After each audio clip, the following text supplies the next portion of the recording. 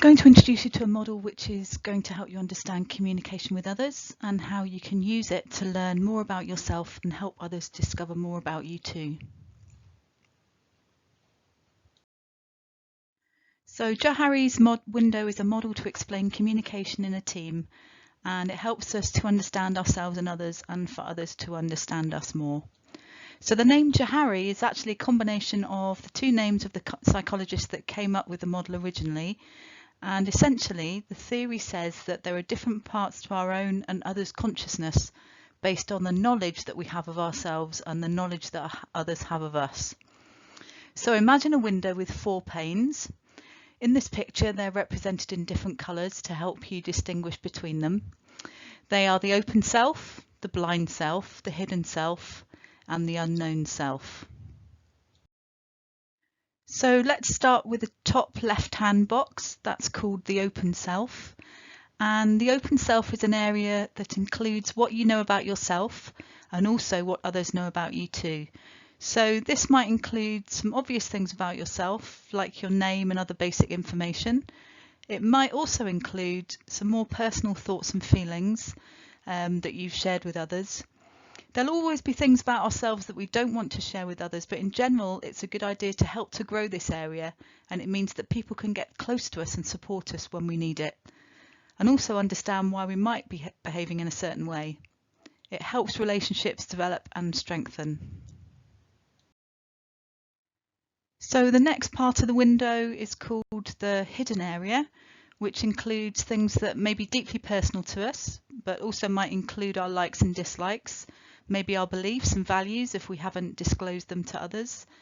We might be in the early stages of a relationship, so we might feel that these are the things that we want to keep hidden just now, and there might be lots of different reasons why we decide to do that. But this is the area that is unknown to others but known to ourselves. So the next area to talk about is called the blind area, and this might contain bits of ourselves that others know about us but we don't yet know about ourselves.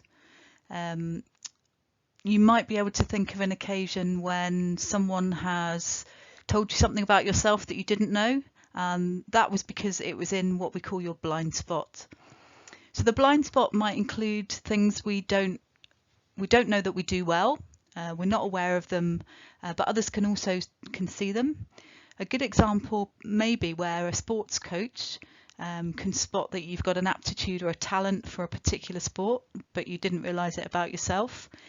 Other blind spots which might not be so encouraging to hear about to begin with might be things like we might interrupt others when they're trying to talk to us or tell a story, or we might be short-tempered and we've not realised it about ourselves.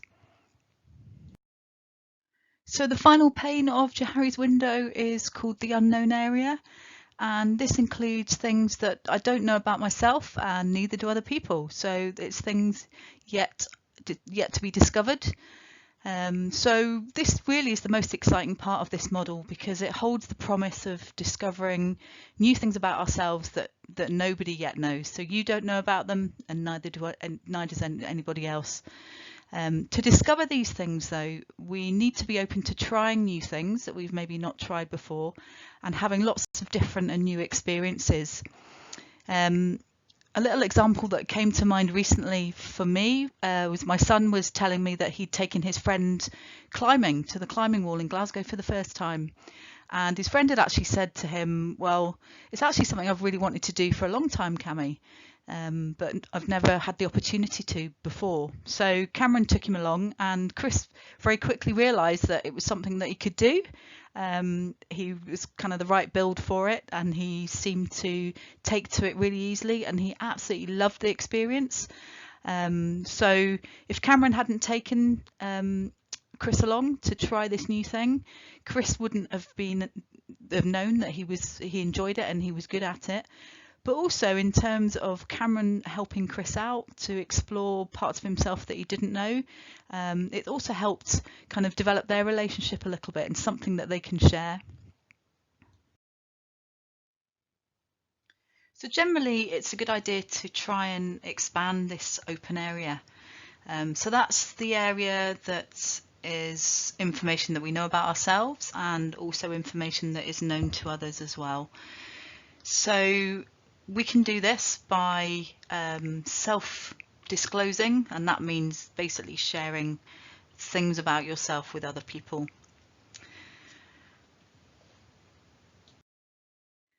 So we've already talked about making this open area bigger. So that's the part that others know about ourselves and we know about ourselves as well, by choosing to share some of the things that we hide. Another important part is to think about how that open area can be extended into the blind area. So bits that other people know about us, but we don't yet know about ourselves. And the way that we can do that is we can actually ask for feedback from other people. And that in turn helps us to reflect on our own behaviour and things that we maybe want to change about ourselves that might be causing problems in relationships or just stopping us to develop our full potential.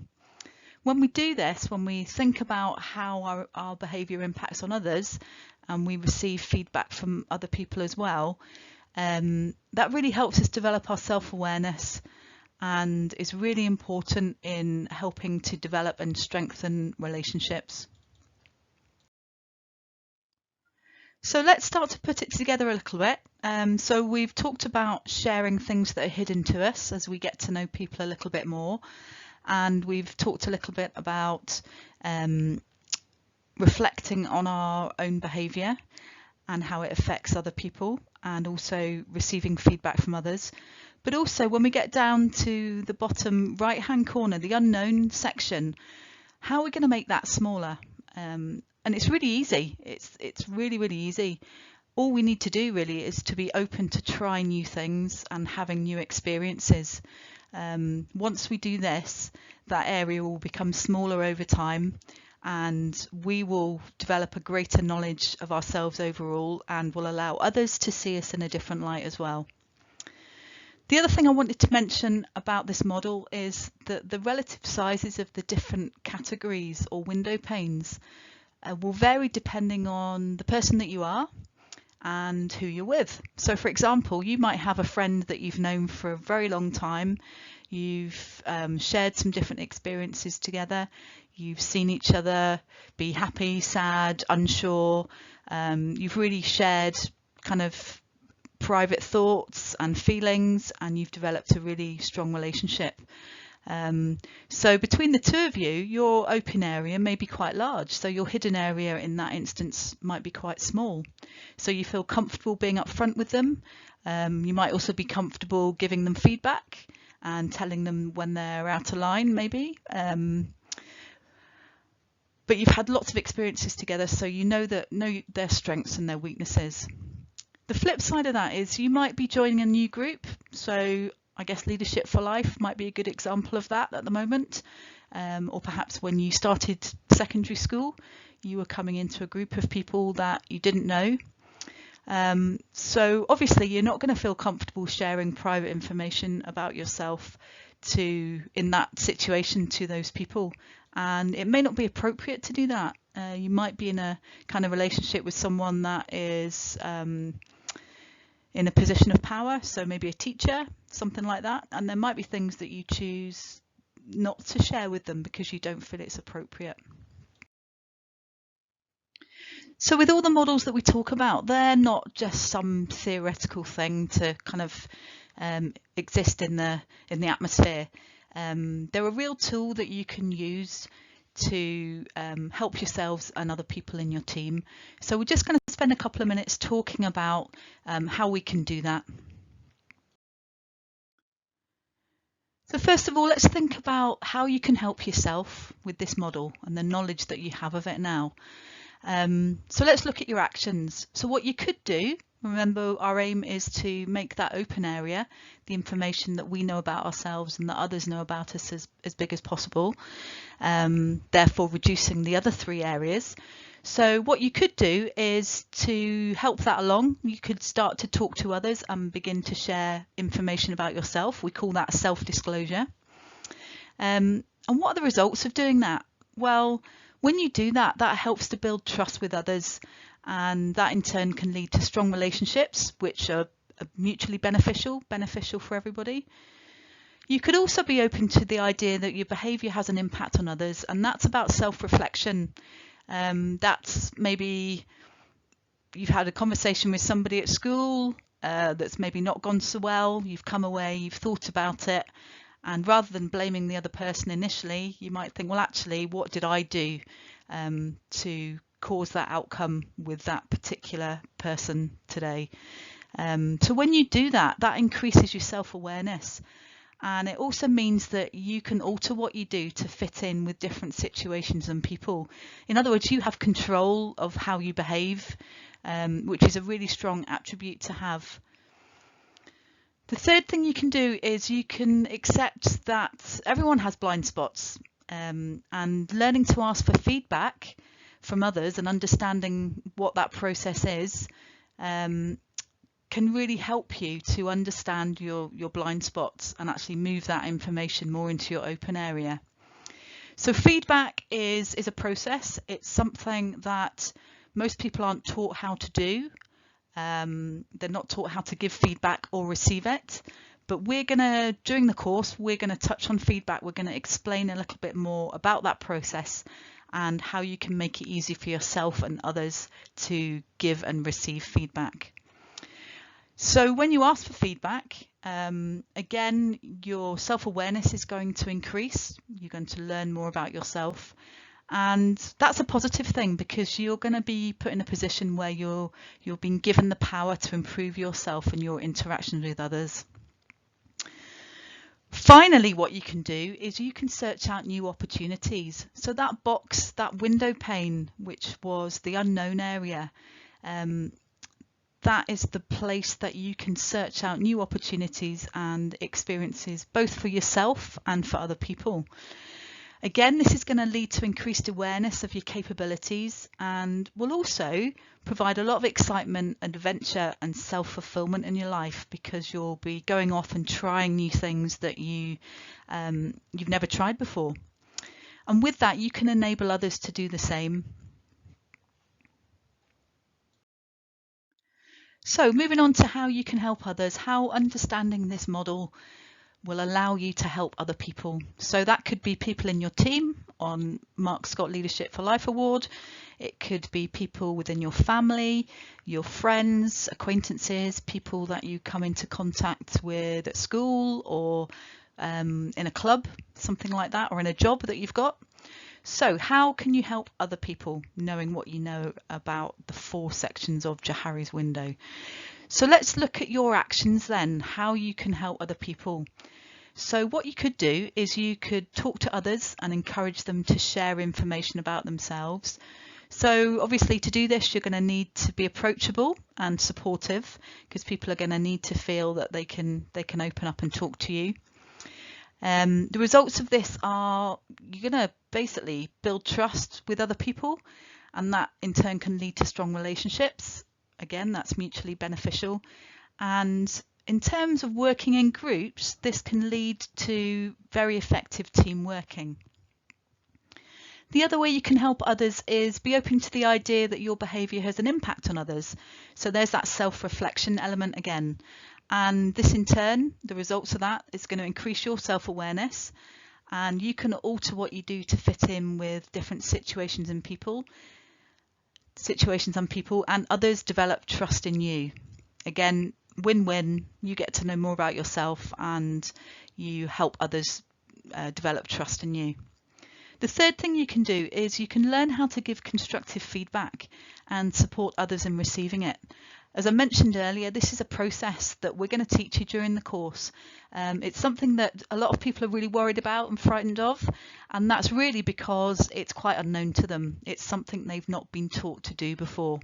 But we're going to take that fear away because we're going to give you a nice, easy process to follow.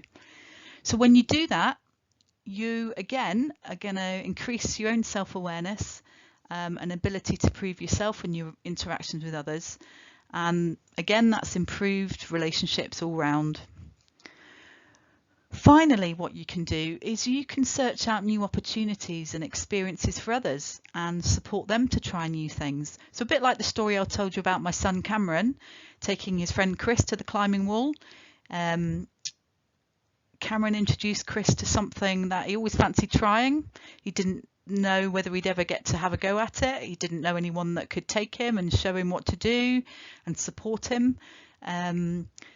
And this in turn enabled him to try something new and be adventurous. And as we mentioned earlier, when you start to develop this unknown part of yourself by having new experiences, you have a much more satisfied life. Your life becomes full of adventure and excitement and new horizons. So in terms of others then, you'll have a direct impact on supporting them to improve. So what I'd like to do now briefly is just put the context of your personal posters into that model of Johari's window that we've been talking about. So what I asked you to do was I asked you to draw a self-portrait and then include information on there about yourselves. So you've all started to that process of sharing information with people that you don't know. If we were to compare them all together, what we'll realise is that everyone is happy to reveal different levels of their personal life to others. And that's perfectly normal. We're all different. And that will be based on lots of different factors. And what you'll notice is some people will share a lot of personal information and others won't. And that's absolutely fine. As we go through the course, we're going to help you discover the things that you didn't know about yourself and also make you more open to giving and receiving feedback so you can improve and you can also help others improve too. Important thing to notice is that as the course progresses as well, the size of all those sections on your Johari's window, if you were to draw one for yourself, will change and develop. So we're going to refer back to it sometimes, so keep the idea in the back of your head and we'll talk about it a little bit more as we work with you this year. Thinking about your personal poster a bit more then, those questions that I asked you, how much did you share about yourself? How much did you keep hidden? The questions were fairly straightforward. They were aimed to get you to start to open up a little bit. So some basic information about yourself and your family and facts about your life, but also some of the more personal things about what you hope to do, what you dream to do, you dream of doing in the future, and what you want to get out of the course. So they're more personal things, and to different degrees people would have revealed different things about themselves, and that's perfectly normal. So just think for a minute, did you know the answers to some of the questions I gave you? So were you able to think about what your dreams and aspirations are? Were you able to highlight things that you're good at? Or are these things that you've either not thought about very much so far, you've not reflected on them, or you've just decided not to share them with others? Or maybe there's things in there that you haven't discovered yet about yourself. So maybe things that you're good at, you're not able to answer that just yet. So the way that we've all filled these in is going to be completely different. But it is a way to help us to start to get to know each other right at the start of the process, and that will just continue to develop as we move through the programme.